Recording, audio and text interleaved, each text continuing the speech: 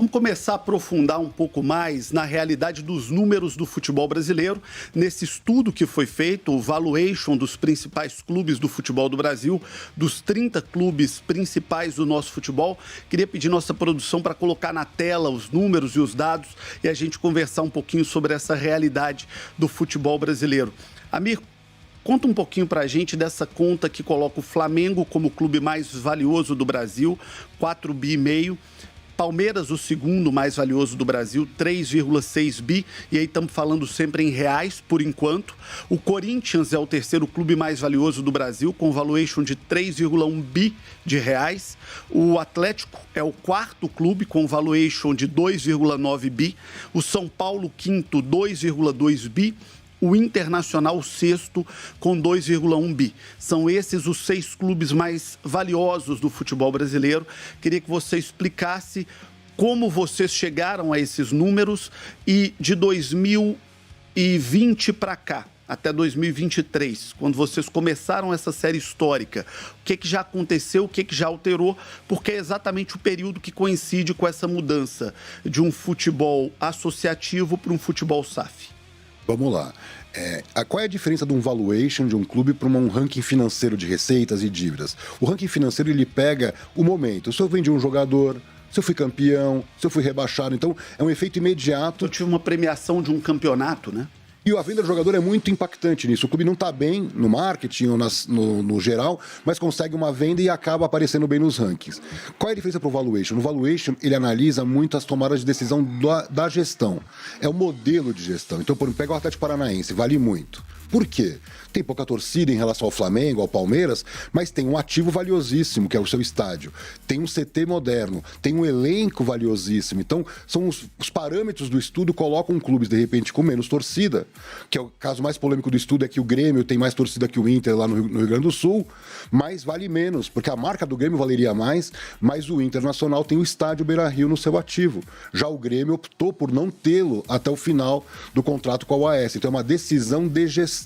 Corinthians versus Palmeiras. O Corinthians tem um valor de marca menor do que poderia ter, porque a bilheteria que o Corinthians, por exemplo, arrecada, vai para pagar o fundo. Então, o futebol do Corinthians não fica com esse orçamento. Já o Palmeiras, que tem menos torcida que o Corinthians, em tese valeria menos a marca, mas tem uma maximização do Allianz. Então, resumindo, o estudo tenta entender a marca, que sim, tamanho de torcida, dimensão de torcida. Então, o Vasco, o Fluminense, o Botafogo, por serem do Rio de Janeiro, tem uma dimensão nacional que clubes de Minas, ou de São Paulo, ou do Rio Grande do Sul, não têm. Então, eles vão pontuar na marca por isso. Mas se eles não arrecadarem, como, por exemplo, outros clubes como o Atlético Mineiro, ou mesmo o Palmeiras, vão ficar para trás. Então, são diferentes métricas onde entra o ativo, dinheiro em caixa. Se você comprar um clube como o Atlético Paranaense, tem milhões em caixa. Se você comprar um clube como o Santos, tem muito menos em caixa. Então, esse dinheiro em caixa, mais o ativo mobilizado, aí depende muito de cada clube, se eu tenho estádio, se eu tenho CT. Então, por que o Atlético Mineiro vale tanto? Porque ele tinha um shopping e agora ele tem a MRV Arena. Outros clubes estão jogando em estádios que não são seus, como é o caso do Flamengo. Então, o Flamengo valeria mais se tivesse um estádio próprio, mas foi uma decisão de gestão de jogar no Maracanã sem poder registrá-lo no ativo. Então, resumidamente, seria assim que a gente analisa as variáveis para chegar no número. E aonde entra o fator dívida nesse estudo? Muito bem. O estudo ele tem esse valor bruto, onde o Flamengo aparece com 4,5 bi, e nós descontamos a dívida operacional, porque considerando que a fiscal está negociada no Profut, já tem um orçamento do clube pagando essa dívida, então ela vai zerar. Então, para o investidor, não interessa se preocupar com a dívida fiscal que está negociada, e sim com as dívidas operacionais. E aí tem uma diferença, o Flamengo quase não tem dívidas operacionais. E outros clubes como o Corinthians, o Atlético Mineiro, tem. O próprio Atlético Mineiro, no nosso estudo do ano passado, apareceu com 3,1 bi, e foi divulgado que a SAF foi avaliada em 2,1 bi, que é exatamente o valor líquido que nós apresentamos no estudo do ano passado. Então, tem muita ciência, mas é obviamente que, por exemplo, Curitiba foi vendido por mais do que está no valuation. Por quê? O estádio que está registrado no imobilizado não é o valor lá da matrícula, vamos dizer assim, que vai ser vendido lá na mesa de negociações, mas ele chega no máximo do valor possível. Então, a gente acredita que esse é o valor mínimo que um clube deveria ser vendido, e temos exemplos como o caso do Cruzeiro e do Botafogo, que foram vendidos muito abaixo do valuation que nós tínhamos à época. Vamos passar cada um desses pontos. Vamos começar pelo Flamengo. O Flamengo hoje é o clube mais valioso do futebol brasileiro, pela sua avaliação, e era um clube que há 10 anos atrás estava numa situação desesperadora. O Flamengo era uma das maiores dívidas do futebol brasileiro, questões gravíssimas de governança, até o início daquela gestão do Bandeira de Melo. Como é que você viu e como é que você avalia a evolução do Flamengo ao longo dessa década, para deixar de ser um grande clube, uma grande marca, sempre foi, mas um clube extremamente complexo do ponto de vista fiscal, para ser um clube saudável e hoje o clube mais valioso do Brasil?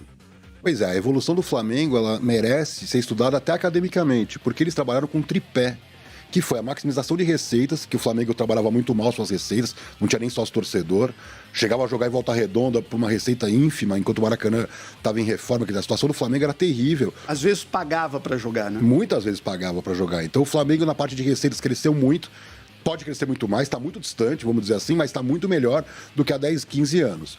A outra questão, o controle orçamentário, que era uma peça de ficção, né? O balanço do Flamengo nunca fechava no azul.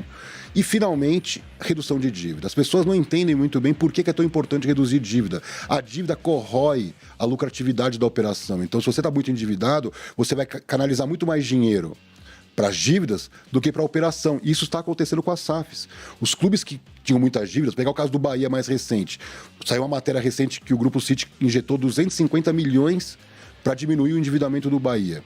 Esse dinheiro poderia ter sido investido em marketing, em contratações, em salários. Então é um exemplo. O Botafogo passou pelo mesmo, o Cruzeiro passou pelo mesmo. Então o Flamengo tem conseguido crescer porque reduziu o endividamento. Ele para de ter passivos enormes e começa a ter ativos mais valiosos. Então ele fez o CT e hoje é um dos maiores vendedores de atletas do Brasil. Ele tem uma marca que é a que mais vale. O elenco, que nós temos uma parceria com o Football Benchmark da Europa, a diferença do elenco do Flamengo para o segundo colocado, que é o Palmeiras, é tão grande que isso explica também o sucesso deles, mesmo não tendo um ativo tão valioso como é o caso de não ter um estádio no seu ativo. Vamos falar do segundo colocado, que é o Palmeiras. Queria que você explicasse para a gente nessa evolução patrimonial, de marca, de valor de mercado mesmo do Palmeiras, até que ponto entra gestão e até que ponto entra aporte de patrocinador, porque é um caso muito conhecido de todo o esforço da Leila, do Grupo Crefisa, para viabilizar o Palmeiras. Queria que você fizesse uma análise da situação do Palmeiras e esse cruzamento de mérito de gestão somado à questão de aporte, de apoio financeiro, mesmo não sendo uma SAF. Pois é, o Palmeiras é a prova que uma boa administração, uma organização gerencial do seu negócio pode ser até às vezes mais importante do que tamanho de torcida. Óbvio, a torcida do Palmeiras é enorme e até as pesquisas têm mostrado o crescimento por conta dos títulos, mas é muito menor que a do Corinthians. E ele está muito melhor. Por quê? O Palmeiras, sim, teve a sua facilidade de ter um patrocinador pagando muito.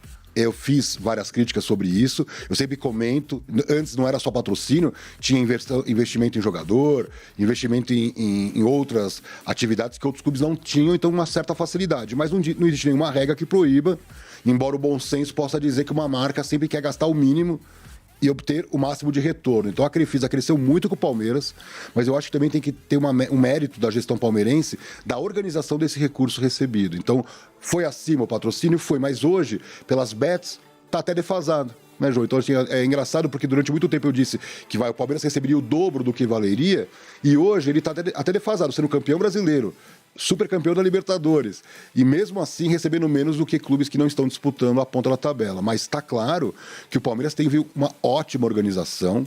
Eu acho que o treinador, a escolha do treinador, essa simbiose, me lembra muito a questão do Atlético de Madrid com o Simeone.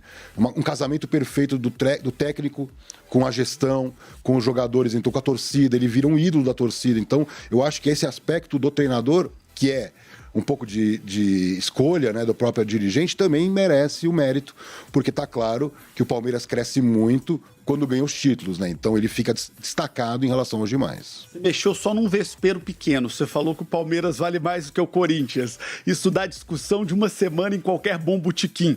Mas tem um outro vespeiro nessa história, porque eu recebi aqui recentemente o diretor de marketing do Corinthians com a seguinte afirmação: o Corinthians é a marca mais valiosa do Brasil, porque tem a torcida mais consumidora e está no principal mercado consumidor do Brasil. Você concorda com essa afirmação do Corinthians ou discorda? Eu concordo em partes. O Corinthians foi, lá atrás, a marca mais valiosa do futebol brasileiro. O Corinthians foi o que mais faturou com marketing. Basta olhar os balanços para ver a diferença para o Flamengo.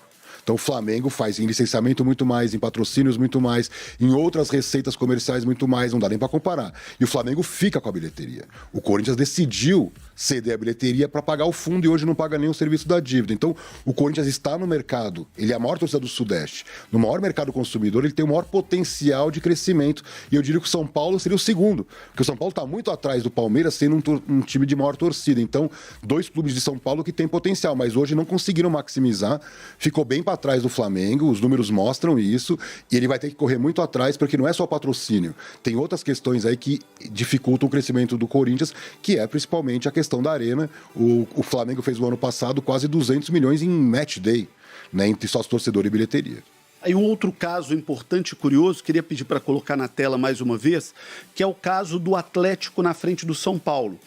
O Atlético é um clube de Minas, que é um estado com uma população menor do que a população de São Paulo e um mercado economicamente também inferior ao de São Paulo. São Paulo é um estado mais rico, é muito mais rico do que qualquer outro estado do Brasil. O que faz o Atlético hoje ser mais caro do que o São Paulo, valer mais do que o São Paulo no estudo de vocês?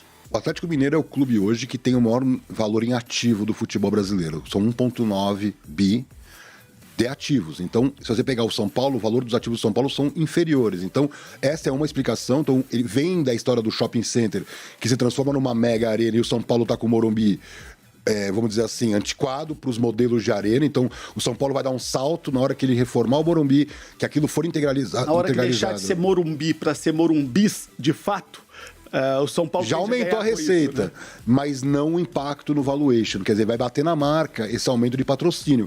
Mas o Atlético Mineiro, além das receitas terem crescido, que é importante destacar, o Atlético Mineiro sai de uma receita intermediária para ser um dos maiores do Brasil, e isso puxou a marca para cima, mas tem uma questão também do ativo. E o elenco, quer dizer, o investimento que foi feito no elenco, mais o ativo do Atlético Mineiro.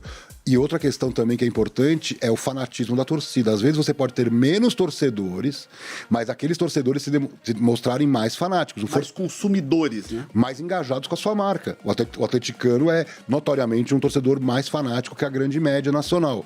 Fortaleza está provando isso. Uma torcida menor, mas que está dando resultado também por conta do resultado em campo, mas muito em função da boa administração. Então eu acho que esses exemplos descentralizados, de fora do eixo Rio-São Paulo, tem muito a ensinar aos clubes, inclusive de São Paulo e Rio de Janeiro. E aí você nos fala uma coisa interessante, lendo o seu estudo, que é o seguinte: o Atlético vale mais do que o São Paulo, mas a marca São Paulo vale mais do que o Atlético.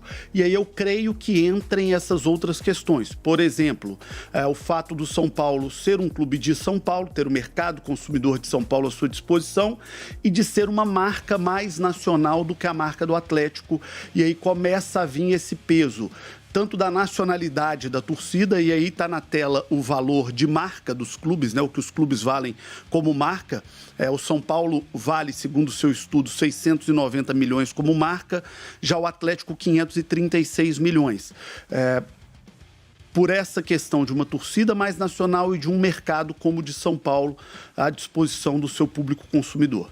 Sem dúvida. Os 4 clubes de São Paulo, eu incluo o Santos, que embora seja de Santos, boa parte da sua torcida está na capital e no interior próximo, um clube que tem potencial para crescer por conta disso. Então esses clubes de São Paulo têm enorme potencial comercial a serem explorados por conta de estar no principal centro econômico publicitário do país. Mas se você não conseguir maximizar, que é o caso do São Paulo vale muito menos, por exemplo, que Corinthians, mas não deveria.